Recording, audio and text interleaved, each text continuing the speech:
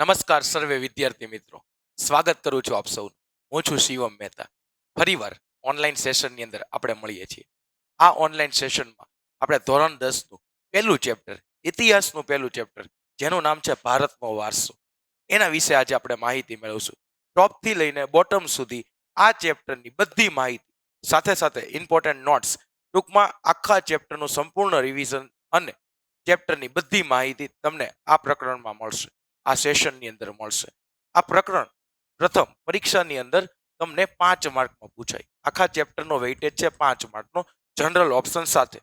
હવે તેમાંથી આ ચેપ્ટરમાંથી એક જોડકું પૂછાય છે. જોડકા કુલ 5 વિગતો આપેલી, એમાંથી જોડકાની એક વિગત આ ચેપ્ટરમાંથી હશે અને સાથે 2 માર્કના 2 પ્રશ્નો આ ચેપ્ટરમાંથી આવે છે.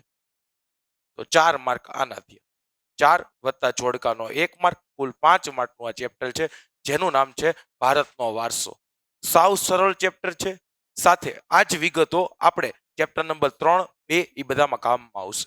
આપણે ચેપ્ટરની શરૂઆત કરીએ છીએ. ચેપ્ટરનું નામ છે ભારતનો વારસો. સૌથી પહેલા કહી છે ભારતના વારસામાં. ભારત પ્રાચીન સંસ્કૃતિ ધરાવતો દેશ છે અને પ્રાચીન ગ્રંથ વિષ્ણુ પુરાણ, એમાં ભારત વિશે શું લખેલું છે એ આપણે જાણીએ. ઉત્તરમ યર્ષ સમુદ્રસ્ય હિમાદ્રેશ્ચેવ દક્ષિણમ વર્ષ તદ ભારત નામ ભારતી યત્ર સત્તતિ. એનો મતલબ શું થયો? અર્થાત સમુદ્રની ઉત્તરે અને હિમાલયની દક્ષિણે જે સ્થળ આવેલું છે એનું નામ છે ભારત વર્ષ. હવે પહેલા આપણે આના વિશે માહિતી મેળવી. તે શું કહે છે? સમુદ્રની ઉત્તરે. તો જે સમુદ્ર ઉપરથી આખા દેશનું નામ છે તેઓ મહાસાગર એટલે હિન્દ મહાસાગર. તો અહીંયા જો હિન્દ મહાસાગર છે, આ બાજુએ હિન્દ મહાસાગર લાગુ પડે છે. તો આ હિન્દ મહાસાગર, તો આપણને એવું કીધું, ધ્યાનથી સમજ્યો તો આપણને એવું જણાવ્યું છે સમુદ્રની ઉત્તરે.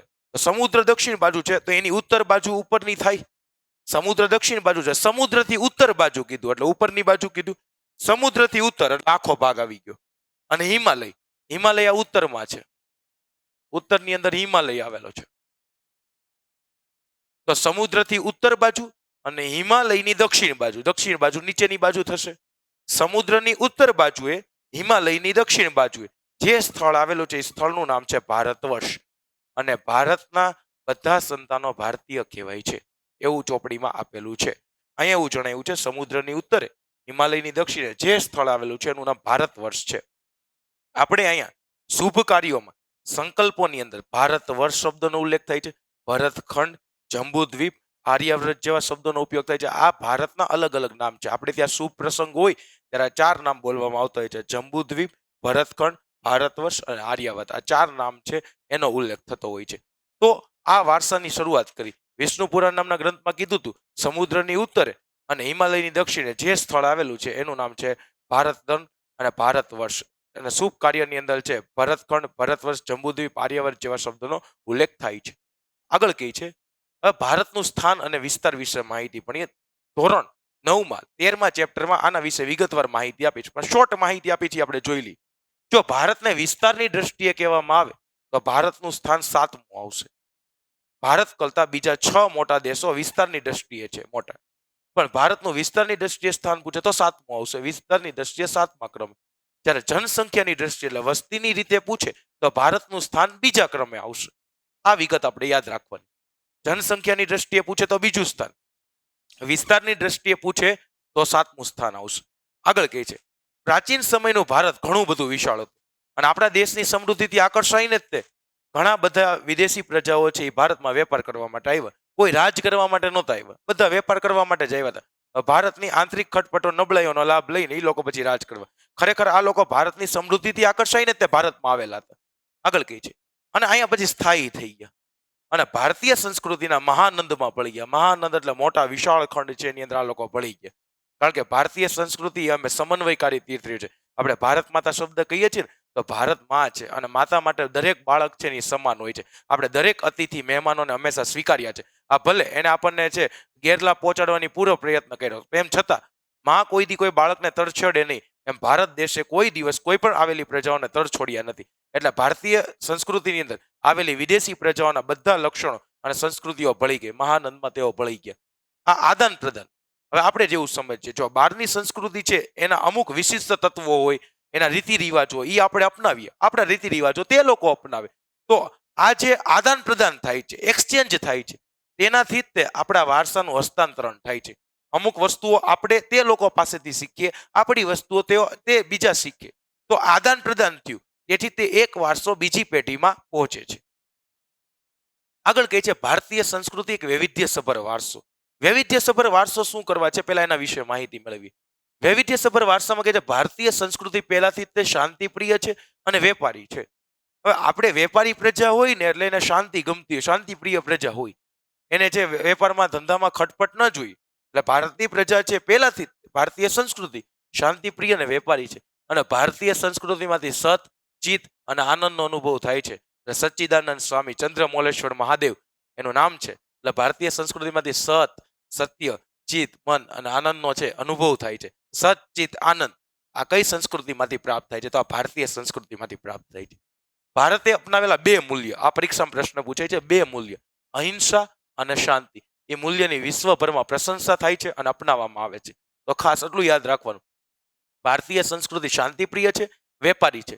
ભારતીય સંસ્કૃતિમાંથી સત, ચિત્ત અને આનંદનો અનુભવ થાય છે. આ ઉપરાંત ભારતે અપનાવેલા બે મૂલ્ય અહિંસા અને શાંતિના મૂલ્યની વિશ્વભરમાં પ્રશંસા થાય છે. આ બધી વિગતો મોસ્ટ આઈએમપી છે, એક એક માર્કમાં તમને પ્રશ્નમાં પૂછે. આગળ જોઈએ આપણે સંસ્કૃતિનો અર્થ. સંસ્કૃતિ એટલે જીવન જીવવાની રીત.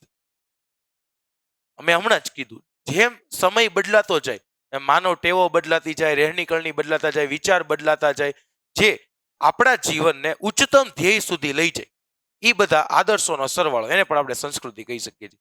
તો જીવન જીવવાની રીત એટલે સંસ્કૃતિ. દેશમાં કે સમાજમાં કાળક્રમે બદલાતા જતા જનજીવનની અંદર જે પરિવર્તનો આવે છે, સુધારાઓ આવે, સામાજિક નીતિ ઇત્યાદિ ઇત્યાદિ એટલે વગેરે ભિન્ન ભિન્ન સમાજની સંસ્કૃતિ બને છે. તો આપણે એવું કહી શકીએ સંસ્કૃતિ એટલે માનવ મનનું ખેડા. જેમ જેમ સમય વીતતો જાય એમ માણસ પોતાની બુદ્ધિ પ્રતિભાથી આગળ વધતો જાય, તેથી અલગ અલગ સંસ્કૃતિનું નિર્માણ થાય છે. પહેલા જોયું આપણે સંસ્કૃતિ વિશે. હવે ચેપ્ટરનું નામ છે ભારતનો વારસો. તો આપણા મનમાં પ્રશ્ન ઉદ્ભવે, વારસો કહેવાય કોને? તો હવે પેલા વારસાની વ્યાખ્યા જોઈએ. વારસાની સિમ્પલ વ્યાખ્યા આપી છે.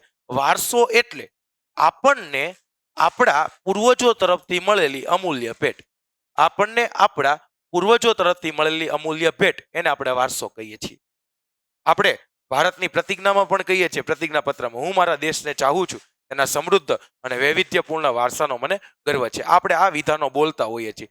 તો હવે આપણે શરૂઆત કરીએ વારસાની. ચેપ્ટરની આગળ શરૂઆત કરીએ એ પહેલા હું તમને નોટ્સ થોડીક બનાવી દઉં, જેના કારણે તમને સમજવામાં બહુ સરળતા પડશે. પહેલા આપણે એવું જોયું સંસ્કૃતિ. સંસ્કૃતિની અંદર આપણે એવું જોયું, જ્યારે પણ સંસ્કૃતિ વિશે પૂછે એટલે આપણે એવું યાદ રાખ્યું, સંસ્કૃતિ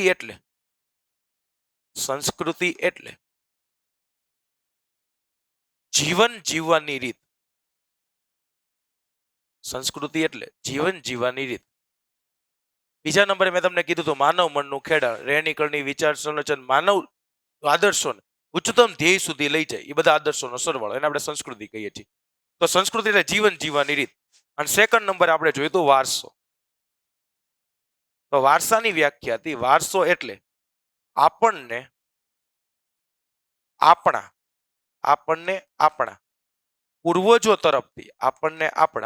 પૂર્વજો તરફથી મળેલી અમૂલ્ય ભેટ,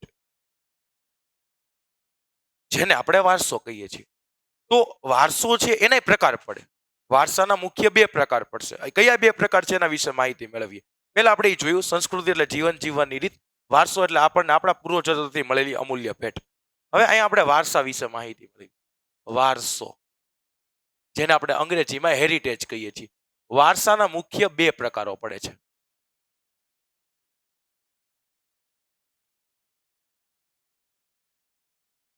પ્રકાર નંબર 1 પ્રાકૃતિક વારસો,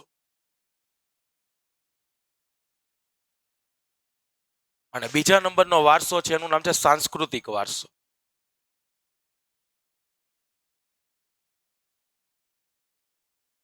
થોડીક વાર પૂરતા આપણે સાંસ્કૃતિક વારસાને ભૂલી જઈએ. સાંસ્કૃતિક વારસાનો એક ભાગ છે, પણ એને પછી સમજીએ. પહેલા આપણે પ્રાકૃતિક વારસો શું છે એ સમજીએ. જ્યારે તમને એવું પૂછો પ્રાકૃતિક વારસો શું છે, તો પહેલા યાદ રાખી લેવાનું પ્રાકૃતિક વારસો કુદરતની ભેટ છે. કુદરતની ભેટ તરીકે જે વારસો પૂછાય એને આપણે પ્રાકૃતિક વારસો કહીએ છીએ. થોડુંક આગળ સમજવાનો પ્રયત્ન કરીએ જેથી તમારા કોન્સેપ્ટ બધા ક્લિયર થઈ જાય. હવે ધ્યાન રાખજો. પ્રકૃતિ, પર્યાવરણ, પ્રકૃતિ, પર્યાવરણ અને માનવ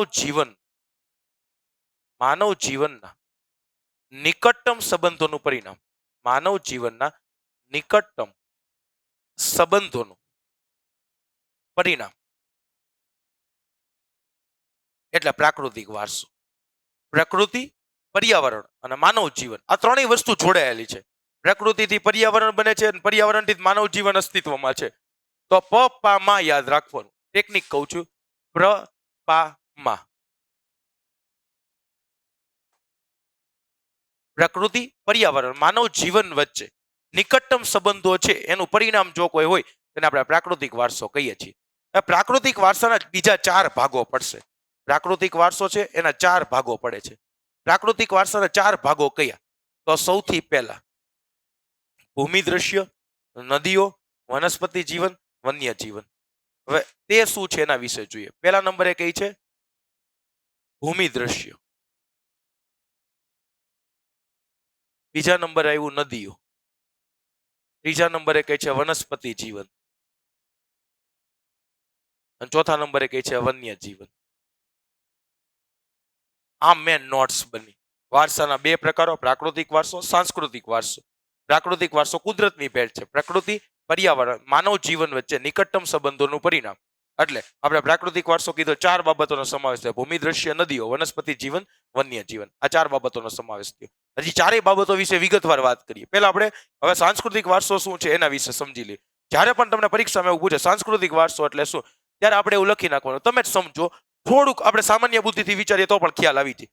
પ્રાકૃતિક વારસો કુદરતની ભેટ હોય, કુદરત બનાવતું હોય. તો સાંસ્કૃતિક વારસો એટલે માનવ સર્જિત વારસો, જે માણસ દ્વારા બનાવવામાં આવે એ બધું છે, બરાબર છે, સાંસ્કૃતિક વારસામાં આવશે. તો સાંસ્કૃતિક વારસાની અંદર આપણે જો કોઈ બાબતોનો સમાવેશ કરવો હોય તો માણસ દ્વારા જેટલી વસ્તુઓ બની બધી આવશે. સ્થાપત્યમાં મંદિર, મસ્જિદ, ગુંબજ, મિનારા, સ્તૂપ, ચૈત્ય, વિહાર, ઘણી બધી બાબતોનો સમાવેશ કરી શકીએ. ત્રણેયમાં ફેર છે. સ્તૂપ એટલે ભગવાન બુદ્ધ છે એના દેહા અવશેષ હોય એને એક પાત્રમાં ભરવામાં આવે અને એના ફરતે અર્ધગોળાકાર ઇમારતની રચના કરવામાં આવે એને સ્તૂપ કહેવાય છે. ચૈત્ય એટલે જ્યાં બૌદ્ધ ધર્મના લોકો રહીને પ્રાર્થના કરતા હોય તે સ્થળ એને ચૈત્ય કહેવાય. વિહાર જ્યાં જે બૌદ્ધ ધર્મના છે સાધુ સંતો છે તે લોકો રહેતા હોય તે જગ્યાને વિહાર કહે. સ્તૂપ એટલે ભગવાન બુદ્ધના દેહ અવશેષ જ્યાં સાચવ્યા હોય તે બૌદ્ધ ધર્મના સાધુ સંતો જ્યાં પ્રાર્થના કરતા હોય તેને આપણે ચૈત્ય કહીએ છીએ. અને વિહાર એટલે જ્યાં તે લોકો રહેતા હોય. હવે પ્રાકૃતિક વારસામાં થોડીક વધારાની માહિતી મળવી. મેં તમને હમણાં કીધું પ્રાકૃતિક વારસો છે એના 4 ભાગો પાડ્યા આપણે. પ્રાકૃતિક વારસો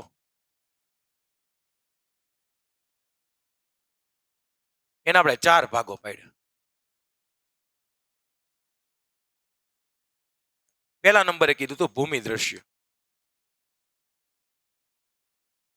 આ ભૂમિ દ્રશ્ય શું છે એના વિશે આપણે માહિતી મેળવીએ. જ્યારે તમને એવું કહીએ ને ભૂમિ દ્રશ્ય વિશે લખો એટલે આપણે એવું સમજી જાવ આમાં હિમાલય વિશે લખવાનું છે. હિમાલય એ ભૂમિ દ્રશ્યનું બેસ્ટ ઉદાહરણ છે. ભૂમિ દ્રશ્યનું બેસ્ટ ઉદાહરણ હિમાલય. કારણ કે હિમાલયની અંદર બરફ છવાયેલો છે, બરફથી છવાયેલા શિખરો,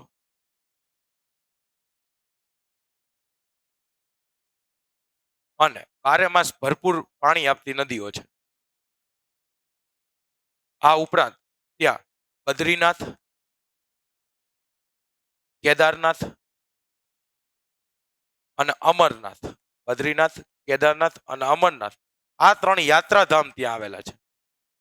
પરંતુ પરીક્ષામાં ટ્વિસ્ટેડ પ્રશ્ન આવશે. ટ્વિસ્ટેડ કેવો આવે? કયા શિખરો આવેલા છે? તો શિખર એક જ આવેલું છે, નંદા દેવી.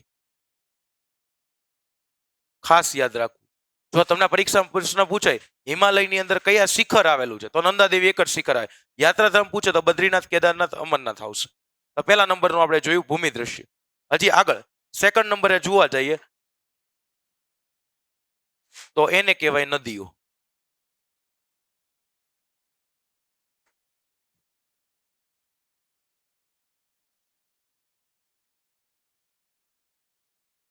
નદીઓની અંદર જ્યારે વાત કરીએ ને એટલે આપણે નદીઓની અંદર ટોપિક યાદ રાખવાનો. ભારતીય નદી અથવા ભારતીય સંસ્કૃતિ કઈ નદીના કાંઠે વિકસે? સિંધુ અને રાવી નદીના કાંઠે ભારતીય સંસ્કૃતિ વિકસેલી છે. સિંધુ અને રાવી નદીના કાંઠે ભારતીય સંસ્કૃતિ વિકસેલી છે. પછી તમારે નદીના પાણીના ઉપયોગો લખવાના.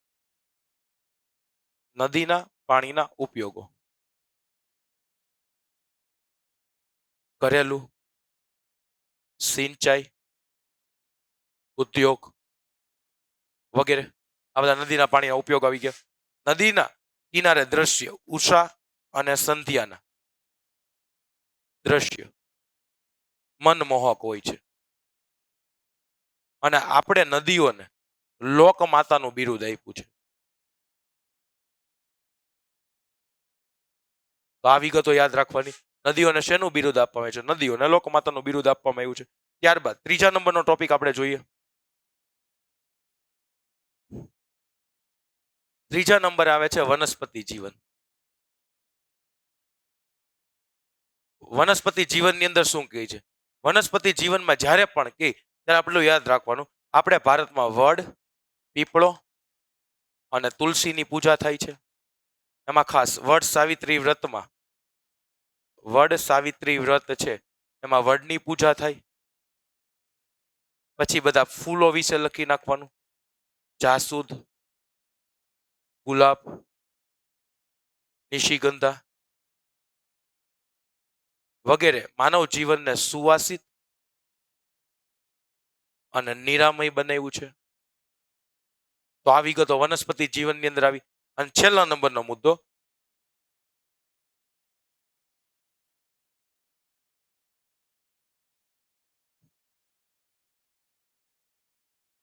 જેને આપણે નામ આપી દઈએ વન્ય જીવન.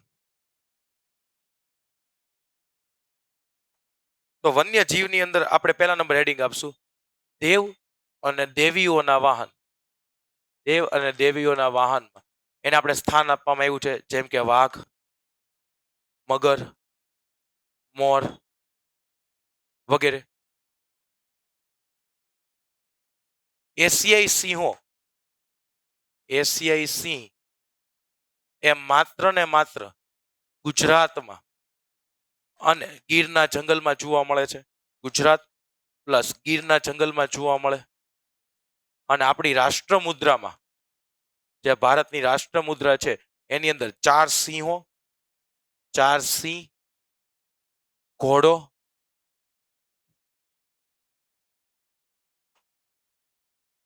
હાથી અને બળદ એની પ્રતિમાઓને છે સ્થાન આપવામાં આવ્યું છે. આ ચારે ચાર વિગતો આપણે ભણીએ. સૌથી પહેલા નંબરે કીધું ભૂમિ દ્રશ્ય, જેની અંદર હિમાલય, બરફથી છવાયેલા શિખરો, ભરપૂર નદીઓ, બદ્રીનાથ, કેદારનાથ, અમરનાથ જેવા યાત્રાધામો છે. પ્લસ શિખર નંદાદેવી જેવા આવેલા છે. નદીઓ સિંધુ અને રાવી નદીના કાંઠે વિકસેલી છે. ભારતીય સંસ્કૃતિ નદીના પાણીનો ઉપયોગ ઘરેલું, સિંચાઈનો ઉદ્યોગ માટે થાય છે. ઉષા અને સંધ્યાના દ્રશ્યો છે મનમોહક જોવા મળે છે. લોકમાતાનું બિરુદ આપવામાં આવેલું છે. વનસ્પતિ જીવન વડ, પીપળો, તુલસી અને વડ સાવિત્રી વ્રતની અંદર છે વડની પૂજા થાય છે. ફૂલોને અને માનવ જીવનને સુગંધિત અને નિરામય બનાવ્યું છે. વન્ય જીવનમાં દેવ દેવતીઓના વાહન છે વાઘ, મગર, મોર વગેરે. એશિયાઈ સિંહો માત્ર ગુજરાતના ગીરના જંગલોમાં જોવા મળે છે. રાષ્ટ્ર મુદ્રામાં 4 સિંહ, ઘોડો, હાથી અને બળદની પ્રતિમા મૂકીને એનું મૂલ્ય આંકવામાં આવ્યું છે. આ બધી વિગતો યાદ રાખવાની. જો આ વિગતો એવી છે જે તમને કીવર્ડ્સ છે, જે તમને માર્ક મેળવવામાં મદદરૂપ કરે. હવે આના વિશે આમાં પણ આપેલું છે. ભારતનો પ્રાકૃતિક વારસો, મેં તમને કીધું વારસાના 2 પ્રકારો છે, પ્રાકૃતિક વારસો, સાંસ્કૃતિક વારસો. એમાંથી અત્યાર સુધી આપણે જે નોટ્સ જોઈ ને પ્રાકૃતિક વારસો છે, જેનો તમે આરામથી સ્ક્રીનશોટ પાડી શકો. તમે આ નોટ્સ બનાવવામાં તમને કામમાં આવશે. એટલા માટે આગળ કઈ છે પ્રાકૃતિક વારસામાં. પહેલા નંબરે આપણે પ્રાકૃતિક વારસો પૂરો કરીએ, પછી આવી જ રીતે સાંસ્કૃતિક વારસાની બધી વિગતો મેળવી. ચેપ્ટરનું આપણે 360 ડિગ્રી છે રિવિઝન કરીએ છીએ. આ ઉપરાંત એની બધી માહિતી મેળવીએ છીએ. ટોપથી લઈને બોટમ સુધી ચેપ્ટરની બધી માહિતી આપવાની જવાબદારી અમારી છે. તમારે ખાલી આની નોટ્સ બનાવવાની છે, પૂરા માર્ક તમને આવશે. પ્રાકૃતિક વારસો પ્રકૃતિ, પર્યાવરણ, માનવ જીવન વચ્ચે નિકટતમ સંબંધોનું પરિણામ. આ એની વ્યાખ્યા પપ્પા મા તરીકે મેં તમને યાદ રાખવાની ટેકનિક આપી હતી. પહેલા નંબર છે ભૂમિ દ્રશ્ય. હિમાલય પર્વત ભૂમિ દ્રશ્ય આકાર છે. ઉપયોગી વનસ્પતિ, ખનિજ, પશુ પક્ષી, શિખરો બરફથી ઢંકાયેલા રહે છે. અમરનાથ, બદ્રીનાથ, કેદારનાથ આ 3 યાત્રાધામ છે. નંદાદેવી જેવા શિખરો આવેલા છે. તો આ પહેલા નંબરે આપણે ભૂમિ દ્રશ્યમાં હિમાલય વિશે માહિતી મેળવી, નોટ્સમાં લખ્યું છે એ જ બાબતો છે. સેકન્ડ નંબર છે નદીઓ. નદીઓ પ્રાકૃતિક માર્ગ પૂરો પાડે છે. નદીઓને લોકમાતાનું બિરુદ આપવામાં આવ્યું છે. સિંધુ, ગંગા, યમુના, સરસ્વતી, નર્મદા, ગોદાવરી આ બધી નદીઓના નામ છે. પીવાનું પાણી, સિંચાઈ, વીજળી વગેરે માટે ઉપયોગી છે. પણ ખાસ એ યાદ રાખવાનું, ભારતીય સંસ્કૃતિ કઈ નદીના કાંઠે વિકસેલી? સિંધુ અને રાવી નદીના કાંઠે. આ વિગતો આઈએમપી છે. ચાલો ત્રીજા નંબર આપણે જોઈએ વનસ્પતિ જીવન. વનસ્પતિ જીવન વેજીટેશન એમાં કઈ છે? ભારતની પ્રજા આદિ સમયથી પર્યાવરણ પ્રેમી રહી છે. જેમાં પૂજામાં વડ, પીપળો, તુલસીની પૂજા થાય છે. ઔષધિઓમાં હરડે, આમળા, બહેડા, કુંવારપાઠું, અરડુસી, લીમડો. જ્યારે મોગરો, ગુલાબ, કમળ, ડમરો, સુરજમુખી, ચંપો, તમે બધા ફૂલોના નામ લખી શકો છો. આ બધું વનસ્પતિ જીવનની અંદર આવશે. ખાસ વડ સાવિત્રી વ્રતમાં છે વડની પૂજા થાય છે. આ વાત યાદ રાખવાની. વન્ય જીવન વાઇલ્ડ લાઈફ. વાઘ, સિંહ, હાથી, ગેંડો, શિયાળ, રીંછ, હરણ, સાબર અને ખાસ વિશ્વમાં એશિયાઈ સિંહો માત્ર ગુજરાતના ગીરના જંગલમાં જોવા મળે છે. આપણી રાષ્ટ્ર મુદ્રામાં પણ 4 સિંહ, ઘોડો, હાથી અને બળદની આકૃતિ મૂકીને એનું મૂલ્ય આંકવામાં આવ્યું છે. તો આ સાથે આપણે પહેલો વારસો પ્રાકૃતિક વારસો અહીંયા કમ્પ્લીટ કર્યો. 4 ભાગો પડ્યા: ભૂમિ દ્રશ્ય, નદીઓ, વનસ્પતિ જીવન, વન્ય જીવન. આવી જ રીતે હવે આપણે સાંસ્કૃતિક વારસો જોઈએ. પહેલા સાંસ્કૃતિક વારસો કહેવાય કોને એના વિશે મેં તમને કીધું. જ્યારે પણ તમને એવું પૂછે સાંસ્કૃતિક વારસો, એટલે આપણે એવું માની લેવાનું સાંસ્કૃતિક વારસાની જેટલી પણ વાર વ્યાખ્યા આપે એટલે આપણે એવું માની લેવાનું કે સાંસ્કૃતિક વારસો એટલે માનવ સર્જિત વારસો. માનવીએ પોતાના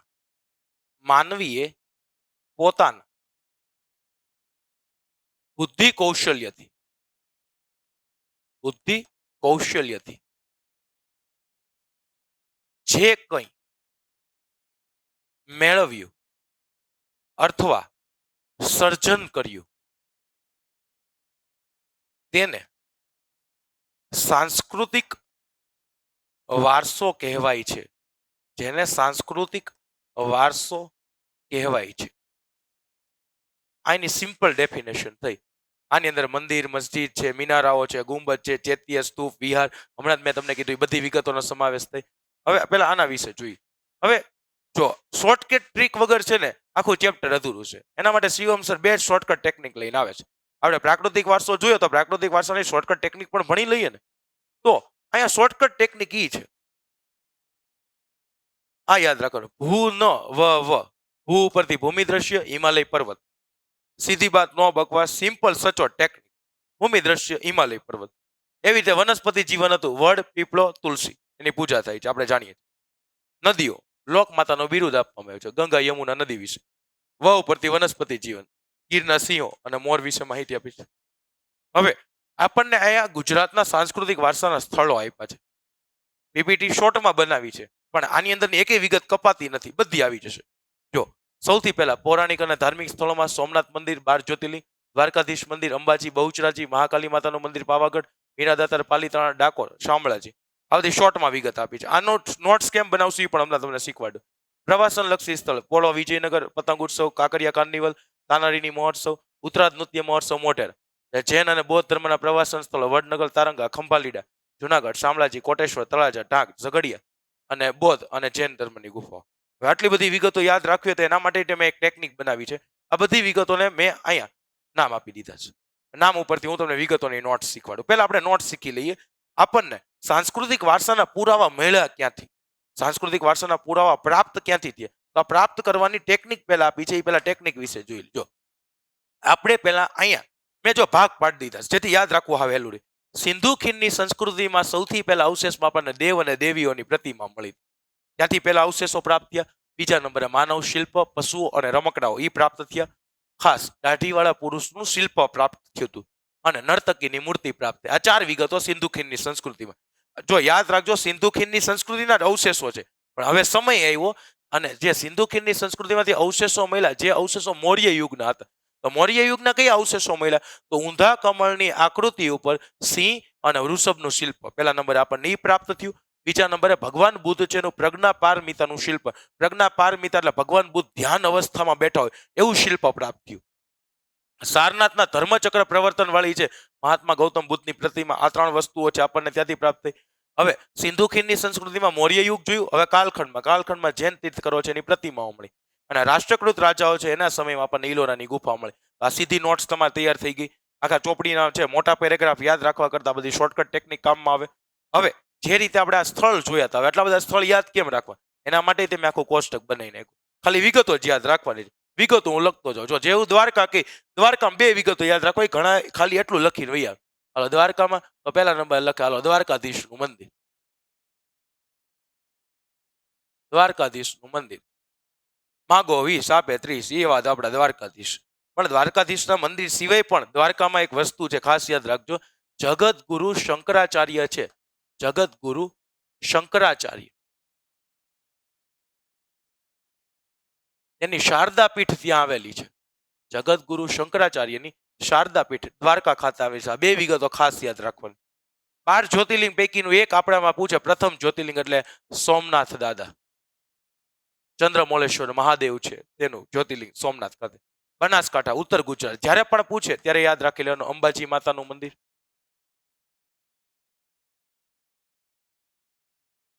પછી કહે છે મહેસાણા. મહેસાણા જ્યારે પણ પૂછે બહુચરાજી મંદિર. બહુચરાજીનું મંદિર છે એ મહેસાણા ખાતે આવેલું છે. પાવાગઢ, પંચમહાલ, મહાકાલી માતાનું મંદિર.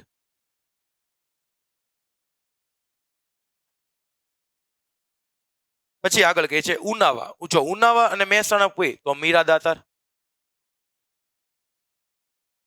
આગળ કહે છે પાલીતાણા. પાલીતાણા કે એટલે જૈન તીર્થધામ ભાવનગર ખાતે. ડાકોર, ડાકોરના ઠાકોર રણછોડરાયજીનું મંદિર. રણછોડરાયજીનું મંદિર ડાકોર ખાતે આવેલું છે. અને અરવલ્લી, અરવલ્લી ખાતે શામળાજીનું મંદિર આવેલું છે.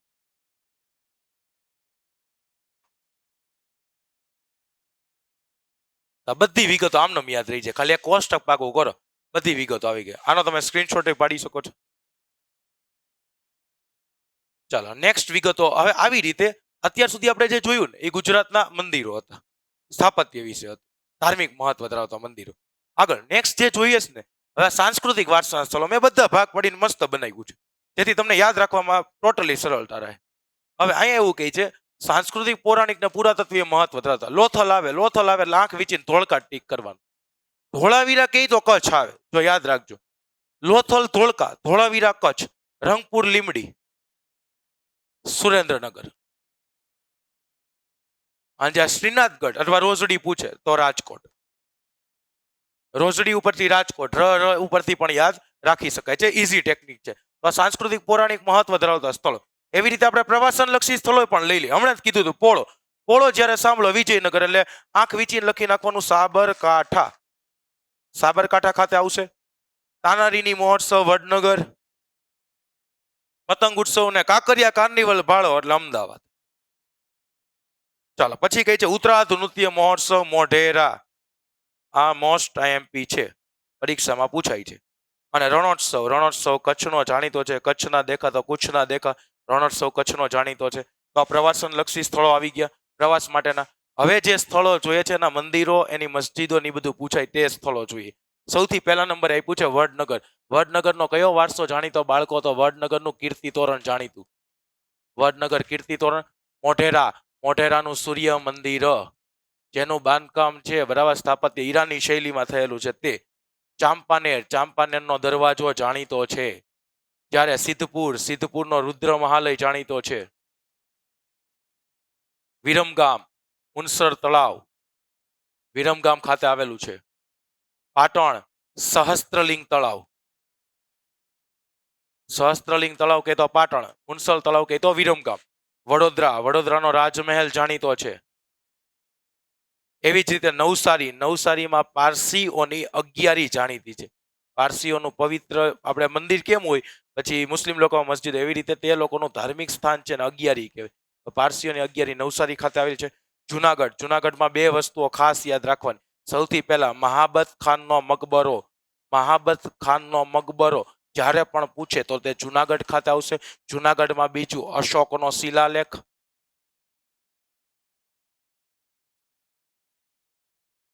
ચાલો સેકન્ડ નંબરે કઈ છે અમદાવાદ. અમદાવાદની અંદર 4 વસ્તુ યાદ રાખવાની. સૌથી પહેલા જામા મસ્જિદ અમદાવાદ ખાતે.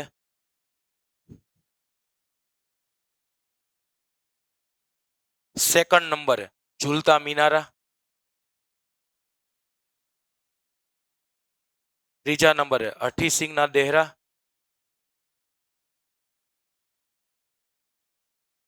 અને ચોથા નંબરે સીદી સૈયદની જાળી.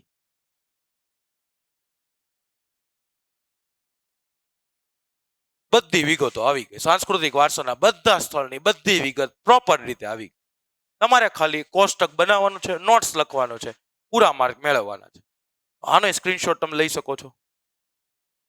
ટોટલ વિગતો આપણે આની અંદર ઇન્ક્લુડ કરી દીધી છે. ચાલો નેક્સ્ટ.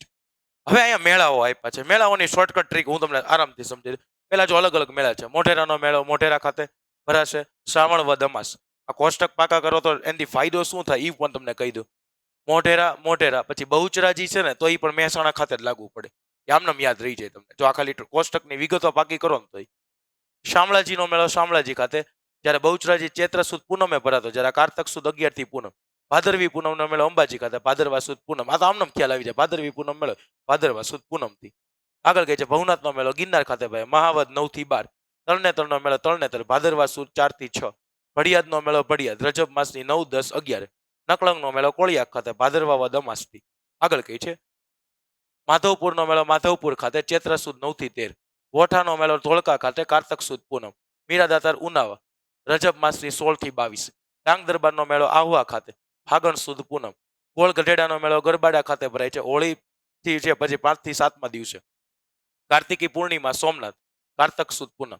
ભાંગુરિયાનો મેળો ક્વાંટ છોટા ઉદેપુર ખાતે હોળીથી રંગપાચમ સુધી. હવે સાહેબ આટલી બધી વિગત પાકી કેમ કરવી? આ સ્થળના નામ તો યાદ રહી ગયા. તમે હમણાં કીધું કોષ્ટક ઉપરથી યાદ રાખી લો, રાખી લીધું.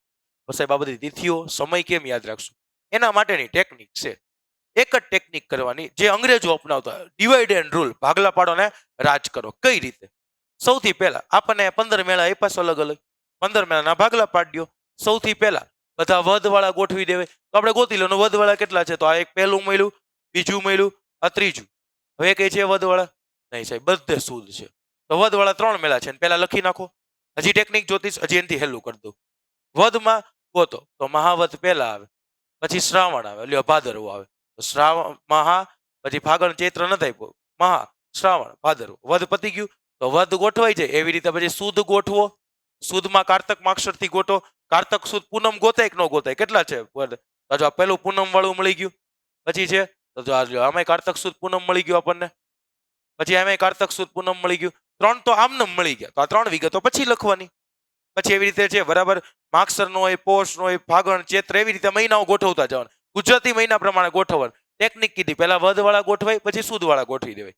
હવે આગળ પછી આપણે રજબ માસ લઈ લેવાય. રજબ માસ વાળા 2 મેળા હોય. પછી તો પહેલા વધવાળા ગોઠવાઈ જાય 3, પછી બધા સુદવાળા ગોઠવો, પછી 2 રજબ માસ વાળા ગોઠવો, અને છેલ્લે 2 પછી હોળી પછી ના ગોતી લ્યો. 15 વિગતો યાદ રહી ગઈ. તો કેવી રીતે બનશે? પહેલા 3 આના આવશે, પછી સુદવાળા આવશે, પછી રજબ માસના 2, પછી 2 હોળી પછીના 2. હવે એક ઇન્ટરેસ્ટિંગ સ્ટોરી પણ હું તમને હારવાર કહી દઉં. આ બધા મેળામાં તમને એક થોડું વિચિત્ર નામ લે, ગોળ ગઢેડાનો મેળો. આ ગોળ ગઢેડાનો મેળો છે શું?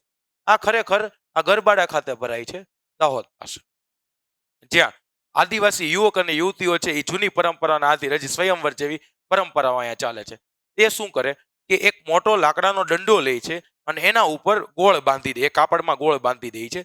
અને એ લાકડાનો મોટો દંડો છે ને એને નગરની વચ્ચોવચ્ચ રાખે, અને એને ફરતે છે ને આખો ચિકાસવાળા પદાર્થો લગાડી દે, ઓઇલ લેવું. એટલે એના ઉપર જો કોઈ ચડે તો આખો લસરે, અને જે વ્યક્તિ એમાંથી ગોળ લઈને આવે એની જીત થાય છે. સ્વયંવર તરીકે પહેલા જોવામાં આવતું, પણ ત્યાં કોમ્પિટિશન જેવું છે. તો એ જ્યારે લેવા માટે જાય ત્યારે આજુબાજુમાં બધી છે લેડીઝ છે એ ત્યાં ગરબા રમતી હોય છે. અને જે ચડવા માટે જાય ને એને પછી લાકડાના દંડા વડે મારવામાં આવે છે. આ લાકડાના દંડા વડે એને મારે છે, તેમ છતાં એ માર ખાય છે. તે વ્યક્તિ ગઢેડાની જેમ માર ખાય છે. શું કરવા? ઉપર ગોળ ભર્યો છે ને લેવા માટે. જ્યારે ગોળ લઈને આવે છે ત્યારે એની જીત થાય છે. તો એ વ્યક્તિ ગોળ મેળવવા માટે ગઢેડાની જેમ માર ખાય. એના ઉપરથી જ નામ પડ્યું ગોળ ગધેડાનો મેળો. ગરબાડા ખાતે ભરાય, દાહોદ ખાતે. આ એની સ્ટોરી છે, ખાસ યાદ રાખજો. જે હોળી પછીના 5મા કે 7મા દિવસે ભરાય છે. શોર્ટકટ ટેકનિક પણ હારવાર કીધી. શિવમ સરની શોર્ટકટ ટેકનિક તમને બધે કામમાં આવશે. જો અંબાજી ભાદરવી સુદ પૂનમ, અંબા ભાદર યાદ રાખવાનું. તરણેતર ભાદર વોઠા કારતક, લ્યો શોર્ટકટ ટેકનિક, સીધી વાત નો બકવાસ. તો આવી રીતે યાદ રાખશું. વધ સુદ રજબ માસ હોળી પછીના. આવી રીતે બનાવશો, એકેય સમય યાદ ન રહે એવું બનશે નહીં, તરત યાદ રહી જશે. તો આવી રીતે આપણે પેલા પ્રાકૃતિક વારસો જોયો, સાંસ્કૃતિક વારસો જોયો. હવે થોડોક આગળ ટોપિક જોઈએ, ભારત, એની ભૂમિ અને એના લોકો વિશે માહિતી મેળવી.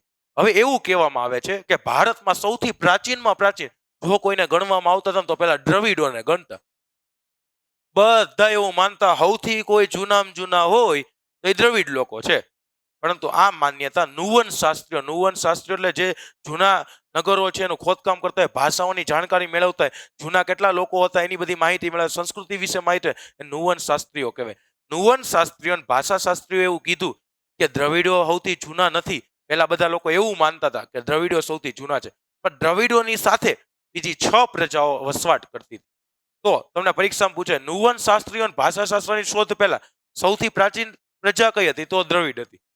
પણ સૌથી જૂના પૂછે જો ભાષાશાસ્ત્ર નુવન શાસ્ત્રીઓના આધારે તો એમાં નેગ્રીટો આવે.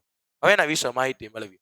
ભારત ભૂમિ અને ત્યાંના લોકો. ભારતમાં દ્રવિડ પ્રજા છે એની ગણના પ્રાચીનતમ પ્રજા તરીકે થતી હતી. સૌથી કોઈ જૂનામાં જૂના હોય તો એને દ્રવિડો માનવામાં આવતા હતા. પરંતુ નુવન શાસ્ત્રીઓ અને ભાષા શાસ્ત્રીઓ એને સંશોધન કરીને એવું કીધું કે દ્રવિડો સાથે અન્ય બીજી 6 પ્રજાઓ વસવાટ કરતી હતી.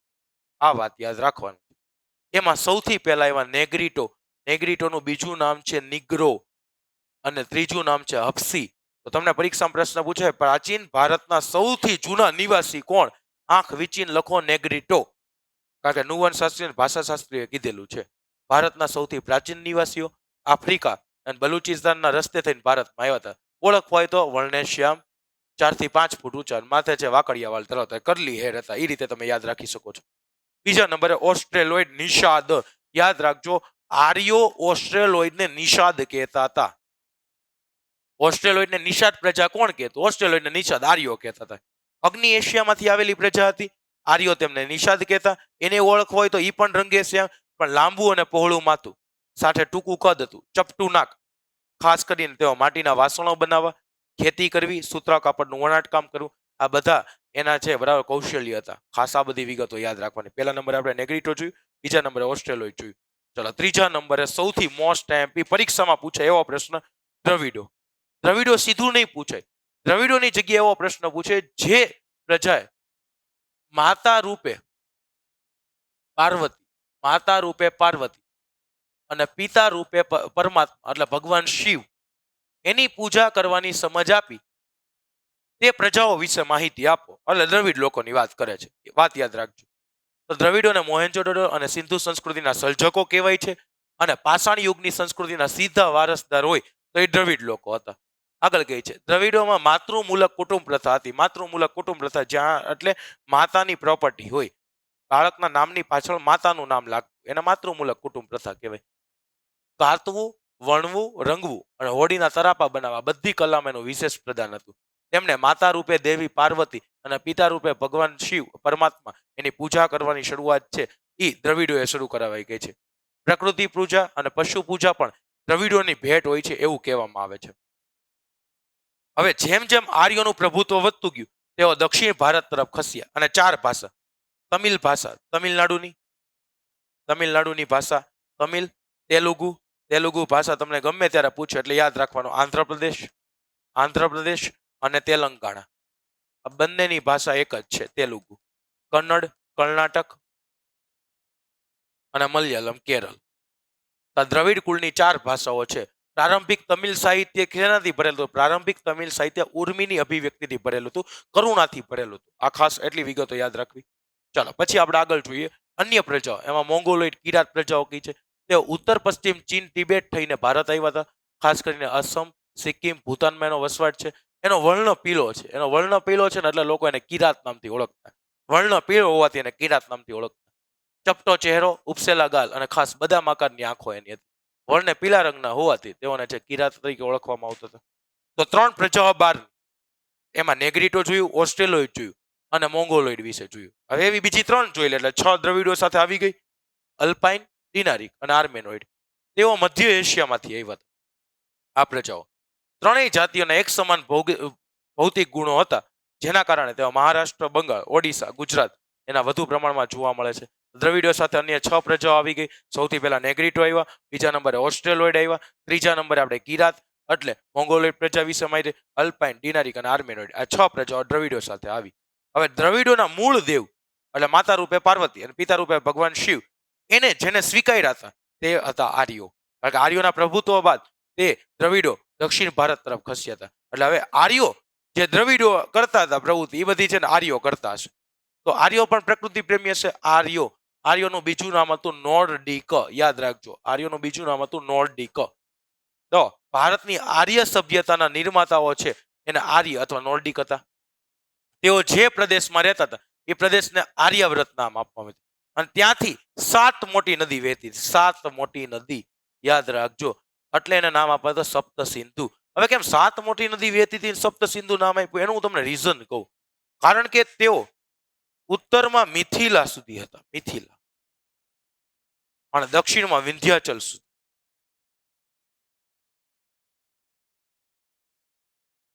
હવે આ મૂળ તો આખું પંજાબ ને બધું આવી ગયું, ઉત્તરથી આખું શરૂ કરે છે. એટલે પંજાબ 5 નદીનો સમૂહ છે. પંજાબમાં 5 નદીઓ વહે છે, આપણે સૌ જાણીએ છીએ. કઈ 5 નદીઓ? તો 5 નદીઓના નામ યાદ રાખો: ઝેલમ, ચિનાબ, રાવી, બિયાસ અને સતલુજ. ઝેલમ, ચિનાબ, રાવી, બિયાસ, સતલુજ. આ 5 નદી એક મુખ્ય નદીને મળે, જે નદીનું નામ છે સિંધુ નદી. અને હારોહાર એક નદી બીજી વહે, એનું નામ છે બાળકો સરસ્વતી નદી. આમ 7 નદીનો પ્રદેશ એને નામ આપવામાં આવ્યું હતું સપ્ત સિંધુ પ્રદેશ. એટલા માટે હવે પરીક્ષામાં પ્રશ્ન તમને આ પૂછાશે: આર્યો પ્રકૃતિ પ્રેમી હતા, સમજાવો. આર્યો કેના કારણે પ્રકૃતિ પ્રેમી હતા? કારણ કે તેઓ વૃક્ષો, પહાડો, સૂર્ય, વાયુ, નદીઓ, વરસાદની પૂજા કરતા હતા. આ માટે તેમણે ઋચાઓની રચના કરી હતી, વેદ મંત્રોની રચના કરી, અને તેમાંથી તે યજ્ઞાદિ ક્રિયાઓ શરૂ થઈ. યજ્ઞાદિ ક્રિયા શરૂ થઈ. તો એવું કહેવામાં આવે છે આર્ય રાજા, જેનું નામ હતું ભરત રાજા, ભરત રાજાનું કુળ, એનું નામ હતું ભરત કુળ. એના નામ ઉપરથી પેલા દેશનું નામ ભરત ભૂમિ, પછી ભરતખંડ, ભારત વર્ષ, અત્યારે છે ભારત. આ પડ્યું, આ બધી સચોટ માહિતી. ભરત રાજા, ભરત કુળ, એના ઉપરથી પેલા ભરત ભૂમિ, ભરતખંડ, ભારત વર્ષ, અને હાલનું ભારત. સારે જહાં સે અચ્છા હિન્દુસ્તાન હમારા. તો ભારત ઈ ભરત રાજાના કુળ ઉપરથી પડેલું છે. આગળની વિગતો: શિવમ સરની શોર્ટકટ ટેકનિક પાછી આવી ગઈ. બધી પ્રજાઓને ભેગું થઈ જાય તેના માટે મેટ્રિક્સ ટેબલ ભણવું પડે ને, તો આ ટેબલ વિશે પહેલા આપણે જોઈ લઈએ. ટૂંકા નામ એવી રીતે યાદ રાખવાનું: નિષાદ તો ઓસ્ટ્રેલોઇડ, કિરાત મોંગોલોઇડ, નોર્ડિક આર્ય. આ પ્રજાઓનું મેટ્રિક્સ કઈ રીતે યાદ રાખવાનું? નેગ્રીટો આફ્રિકાથી આવ્યા, શ્યામ વાકડિયાવાળ બલુચિસ્તાન થઈને આવ્યા હતા, ઓસ્ટ્રેલિયડ અગ્નિ એશિયામાંથી, નિષાદ નામ માટીકામ, ખેતી, દ્રવિડો સિંધુ સંસ્કૃતિના સર્જકો, શિવ પાર્વતીની પૂજા કરવાની સમજ આપી, માતૃમૂલક કુટુંબ પ્રથાથી, મોંગોલોઇડ ચીન તિબેટ થઈને આવ્યા હતા, કિરાત કહેવાતા પીળો વર્ણ હતો, અલ્પાઇન ડિનારિક છે મધ્ય એશિયામાંથી હતા, સમાન ભૌતિક ગુણો ધરાવતા હતા, આર્યાવ્રત જ્યાં વસ્તી વધતી હતી, પ્રકૃતિ પ્રેમી હતા અને વેદોની રચના કરી હતી. 5 પ્રજાઓ જે મુખ્ય આઈએમપી છે બધી એક સાથે આવી ગઈ. આગળ જોઈએ. આખું ભારતીયકરણ આ બધા લોકોનું કેમ થઈ ગયું? અત્યારે કેમ આપણે આર્યો છે, દ્રવિડ છે એમ નથી કહેતા, બધાને ભારતીય કહે છે. એનું કારણ છે સમિશ્રણ ભારતીયકરણ. ભાઈ, ભારતની અંદર વિવિધ બધી પ્રજાઓ આવી, એ બધા એકબીજાના તત્વો અપનાવી લીધા, વિશિષ્ટ તત્વો અપનાવ્યા. હવે આ તત્વો કેવી રીતે અપનાવ્યા હોય એનું કારણ છે કારણ કે બધા વચ્ચે લગ્ન સંબંધો દ્વારા પ્રજાનું સમિશ્રણ થઈ ગયું. દરેક લોકો એકબીજા સાથે લગ્ન કરવા માંડ્યા, દરેક પ્રજા એકબીજા પ્રજા સાથે લગ્ન કરવા માંડ્યા. એટલે સંસ્કૃતિનું આદાન પ્રદાન થવાનું છે, બધાનું સમિશ્રણ થવાનું છે. એના કારણે બધાનું મિશ્રણ થયું અને સમન્વય થયો, એટલે સમન્વય સંસ્કૃતિનું નિર્માણ થયું. આર્યો દ્રવિડો સાથે લગ્ન કરવા માંડ્યા, દ્રવિડો આર્યો સાથે લગ્ન કરવા માંડ્યા. એના કારણે બંનેમાં સંસ્કૃતિનું આદાન પ્રદાન થયું અને સમન્વયકારી સંસ્કૃતિ બની. બધાની વિશિષ્ટ રહેણીકરણી, અનેક ભાષાઓ, વિચારો, ધાર્મિક માન્યતા બધાનો સમન્વય થઈ ગયો. અને આ બધી પ્રજાઓ પરસ્પર એના કારણે એટલી ભળી ગઈ કે એનું કોઈનું સ્વતંત્ર અસ્તિત્વ ન રહી. બધાનું ભારતીયકરણ થઈ ગયું, બધા જોડાઈ ગયા. આમ આ બધી પ્રજાઓનું ભારતીયકરણ આ રીતે થયેલું છે. તો આ અહીંયા વારસો પૂરો થયો. વારસો પૂરો થયો, ચેપ્ટર પૂરું નથી થયું. આટલો સારો સમૃદ્ધ આપણને વારસો મળ્યો, એટલા બધા લોકોએ વારસો આપ્યો, એનું જતન કરવું જોઈએ ને. તો આપણે પેલા વારસાના જતન વિશે માહિતી મળે. વારસાનું જતન, સંરક્ષણ. જેટલી વાર વારસાનું જતન પૂછે 51 ક યાદ રાખવાનું. 51 ક, 6 જ ટ, 6 જ ટ, 51 ક, 6 જ ટ, 6 7 9, 6 7 9, 6 જ ટ, 6 7 9, 51 ક. વારસાનું જતન, સંરક્ષણ. કારણ કે વારસાને સાચવીને તે ભારતે વિશ્વમાં ગૌરવભર્યું સ્થાન પ્રાપ્ત કર્યું છે. અને એને સાચવવો ને એ દરેક નાગરિકની પવિત્ર ફરજ છે. એટલે ભારતીય બંધારણના અનુચ્છેદ નંબર 51 માં નાગરિકની મૂળભૂત ફરજો દર્શાવી છે. 6, 7, 9 6, 7, 9 6 જ ટ. તો 3 ફરજો છે. સૌથી પહેલા આપણી સમન્વિત સંસ્કૃતિ સમન્વય થયો છે. આ સમૃદ્ધ વારસાનું મૂલ્ય સમજીએ, એની આપણે જાળવણી કરીએ. જંગલો, તળાવો, નદીઓ, વન્ય પશુ પક્ષીઓ સહિત કુદરતી પર્યાવરણનું જતન કરીએ. જાહેર મિલકતોનું રક્ષણ કરીએ અને હિંસાનો આપણે ત્યાગ કરીએ. ફાસ્ટ રિવિઝન જોઈ લઈએ. ભારતનો વારસો. વારસો આપણા પૂર્વજો તરફથી મળેલી અમૂલ્ય ભેટ. સંસ્કૃતિ એટલે જીવન જીવવાની રીત. પ્રાકૃતિક વારસો કુદરતની ભેટ છે. ભૂમિ, નદી, વનસ્પતિ જીવન, વન્ય જીવન. નદીઓને લોકમાતાનું બિરુદ આપ્યું છે. સાંસ્કૃતિક વારસો માનવ સર્જિત વારસો. મંદિરો, ઉત્સવો છે, ગુફાઓ છે, આવી જાય. 51 ક 6 જ ટ 6, 7, 9 આમ યાદ રાખવાનું. એના મુજબ આપણે વારસાની જાળવણી કરવી જોઈએ. આ સાથે પાછા આઈએમપી પ્રશ્ન પણ લખ્યા છે. આઈએમપી પ્રશ્ન પછી હિન્ટે આપી દીધી છે. 360 ડિગ્રી રિવિઝન પ્લસ માહિતી આને કહેવાય. સવિસ્તર ઉત્તર લખો. આર્યન દ્રવિડ વિશે માહિતી આપો. શિવ પાર્વતી દ્રવિડમાં ફોલો કરો. સપ્ત સિંધુ પ્રદેશ આર્યમાં ફોલો કરો. સંસ્કૃતિનો અર્થ આપો. જીવન જીવવાની રીત છે. ગુજરાતના વારસા વિશે આખી નોટ્સ જ બનાવી દીધી તમને. મુદ્દાસર પ્રશ્નના ઉત્તર. ભારતીય વારસાના જતન અંગે 51 ક વારસાનો અર્થ સમજાવી એના વિશે સમાવિષ્ટ થતી બાબતો લખો. 4 બાબતો છે પ્રાકૃતિક વારસાની અંદર. આ સાથે પાછા પાર્ટ 2 ની અંદર અગત્યના પ્રશ્ન. આર્ય પ્રજાને બીજા નામે નોર્ડિક થી ઓળખાતું. નેગ્રીટો છે ક્યાંથી આવ્યા હતા? અપસી પ્રજા. આફ્રિકા બલુચિસ્તાન થઈને આવ્યા હતા. રાષ્ટ્રમુદ્રામાં કયા પ્રાણીઓ છે? મોસ્ટ આઈએમપી પ્રશ્ન. 4 સિંહ, ઘોડો, હાથી, બળદ. લોકમાતા શબ્દ નદીઓ માટે વપરાય છે. કઈ જોડ સાચી છે? પોળો છે બરાબર ઉત્સવ વડનગર ખાતે છે એ ઉજવાય છે. નહીં, વડનગર ખાતે નહીં આવે. આ ઓપ્શન ખોટો છે. પોળો ઉત્સવ એ વિજયનગર ખાતે આવે. જો એ વિજયનગર આપ્યું હોત ને તો સાચું હોત. આ ઓપ્શન ખોટો છે એટલે આ નહીં આવે. એ ઓપ્શન આનો જવાબ આવતો હશે પણ એ પ્રિન્ટિંગમાં નથી. એટલે પોળો ઉત્સવ છે વિજયનગર ખાતે આવશે. દ્રવિડ કુળની ભાષામાં કેનો સમાવેશ ન કરીએ કે હિન્દીનો સમાવેશ ન કરી કે જ્યારે તમિલ છે, તેલુગુ છે, કન્નડ, મલયાલમ છે એનો સમાવેશ કરી શકાય. તો અહીંયા હિન્દી છે એ ખોટો ઓપ્શન પડશે. તો આ સાથે આપણે આ ચેપ્ટરનું 360 ડિગ્રી આખું ટોપથી લઈને બોટમ સુધી બધી માહિતી મેળવી. આપણે સંપૂર્ણ અભ્યાસ કર્યો. બસ આવી જ રીતે તમારા બોર્ડની પરીક્ષા સુધી સંપૂર્ણ કોર્સ એને અમે લઈને આવવાના છીએ. આપ સૌને આપની આવનારી બોર્ડની પરીક્ષા માટે હું આપને હાર્દિક શુભેચ્છા પાઠવું છું. સૌ ઉત્તમ પરિણામ પ્રાપ્ત કરીએ અને સેશનમાં જોડાઈને પૂરો અભ્યાસ કરીએ એવી શુભેચ્છા સાથે નેક્સ્ટ સેશનની અંદર મળશું. ત્યાં સુધી આપ સૌને જય હિન્દ, જય ભારત. મળશું નેક્સ્ટ સિરીઝમાં.